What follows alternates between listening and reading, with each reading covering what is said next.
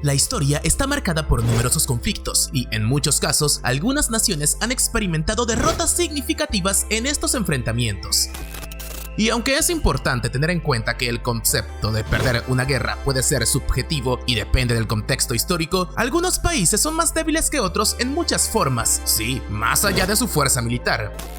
Así, y según estudios de The National Interest, te invito a que explores conmigo los 6 países más fáciles de vencer en América Latina.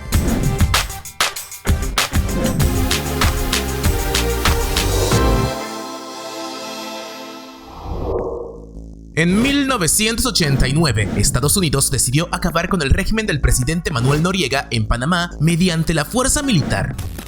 A lo largo de los años, Noriega había estado dentro y fuera de la nómina de la CIA, pero esa relación se abrió cuando su corrupción, represión y colusión con el contrabando de estupefacientes se volvieron demasiado fuertes para ignorarlas. Así, y tras meses de pequeñas operaciones en el país, el 20 de diciembre de 1989, las tropas estadounidenses lograron el control de la comandancia panameña tras una lucha que apenas duró unas pocas horas. Durante este conflicto, no hubo un contraataque significativo por parte de la Fuerza de Defensa de Panamá, y es que las tropas estadounidenses rodearon la embajada y Noriega se escondió durante varios días en las casas de sus partidarios. Todo este episodio histórico es el ejemplo más relevante sobre qué sucedería en caso de que Panamá tuviese que enfrentarse a un conflicto bélico. Y es que según Global Fighter Power, Panamá posee el peor ejército de toda América Latina, con menos de 27,000 agentes y un presupuesto de apenas $740 millones. Y sí, podríamos pensar que Estados Unidos apoyaría a Panamá en caso de guerra, pero cabe recordar, este país ha disminuido su presencia en esta infraestructura debido al reciente control chino. Y siguiente en esta lista de las peores fuerzas militares de la región latinoamericana se encuentra así El Salvador, país que ocupa el lugar 127 de 145 naciones en el ranking de Global Fighter. Y además de poseer solo 20,000 efectivos, El Salvador destina una proporción relativamente baja de su presupuesto al gasto militar en comparación con otros países de la región. Y es que según datos del Instituto Internacional de Estudios para la Paz de Estocolmo, para el año 2020 el gasto militar de esta nación fue de aproximadamente $127 millones, lo cual representa alrededor del 1.1% de su Producto Interno Bruto. Para algunos, puede que las abultadas y supuestas recientes victorias contra las bandas criminales salvadoreñas sea un ejemplo de cómo El Salvador podría usar sus recursos para ganar una hipotética guerra. Pero lo cierto es que el país necesitaría mucho más que una bruta aplicación de la fuerza para defenderse. Y además de ser el país más pequeño de América Latina, podría enfrentar dificultades para obtener apoyo y solidaridad de la comunidad internacional debido a la falta de aliados y respaldo diplomático que podría limitar sus opciones en términos de defensa y respuesta al conflicto. En República Dominicana, Estados Unidos ha intervenido militarmente en 2 ocasiones en su historia. Primeramente en 1916 durante la Primera Guerra Mundial y como resultado de una serie de intereses económicos y políticos.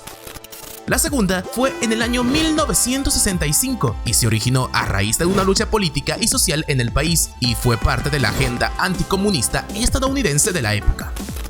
Ambos episodios son notorios para dejar en claro la debilidad de las fuerzas militares dominicanas, las cuales se ubican entre las peores 5 del continente. Una de las principales desventajas del ejército dominicano es su capacidad de equipamiento, enfrentándose a menudo a desafíos en la adquisición y mantenimiento de armamento moderno. A esto se le suma claro los problemas fronterizos y generales que posee la nación con su vecino Haití. Y si bien ser una isla brindaría beneficios al momento de luchar un conflicto, cabe recordar que República Dominicana comparte territorio con una de las naciones más inestables del planeta, lo que eventualmente llevaría al debilitamiento de cualquier contraataque y pondría a la nación en riesgo permanente de una guerra. Desde el asesinato del presidente Jovenel Moïse en julio del 2021, Haití ha estado paralizado por el estancamiento político y la violencia rampante de las pandillas, mientras que los servicios públicos se han derrumbado y el cólera se está propagando. La situación es tan precaria que incluso algunos haitianos ahora ponen sus esperanzas en las tropas extranjeras, a pesar del triste legado de intervenciones anteriores en la nación. A su vez, cientos de pandillas controlan más de la mitad del territorio y sofocan la capital Puerto Príncipe, bloqueando carreteras e imponiendo un reino del terror. El resultado ha sido una catástrofe humanitaria, con la mitad de la población, o alrededor de 4.700.000 personas, enfrentándose al hambre aguda y a más de 20.000 en riesgo de morir de miseria. Considerando estos factores, queda más que claro que Haití no posee recursos algunos para enfrentarse a ningún enemigo en caso de un conflicto armamentista, más allá por supuesto de una resistencia por parte de estas pandillas violentas que eventualmente caerían debido a la pobreza de recursos y a su desorganización generalizada. La Guerra del Paraguay, o de la Triple Alianza, comenzó formalmente en 1864 con las declaraciones de guerra del dictador paraguayo Francisco Solano López, primero al Imperio de Brasil en diciembre de ese año y luego a la República Argentina en marzo de 1865, seguido de invasiones en sus territorios. Y con la firma de un tratado de Triple Alianza, este suceso se convirtió en un conflicto librado por Brasil, Argentina y Uruguay por la destrucción de Paraguay, que terminó de tal manera con la pérdida de territorio y de incontables vidas humanas. En esta guerra, la ausencia de salida al mar de Paraguay desempeñó un papel significativo en la derrota del país, y se conoce que sería esto lo que condenaría igualmente a día de hoy a la nación en caso de otro conflicto bélico. Y es que la falta de acceso directo al océano limitó la capacidad comercial y militar paraguaya, reduciendo la obtención de recursos, armamento y suministros necesarios.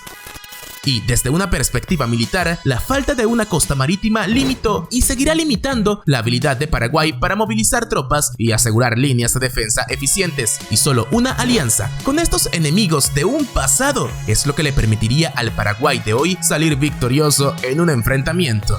Amigos paraguayos, ¿creen que estos países le brindarían ayuda a su país? Los leo.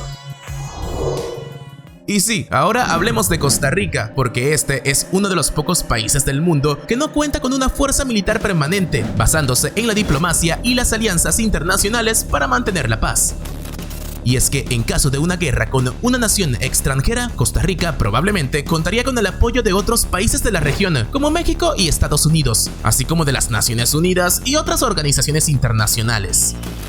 A su vez, Costa Rica cuenta con una fuerte fuerza policial y un cuerpo de defensa civil bien capacitado que podría movilizarse en caso de emergencia.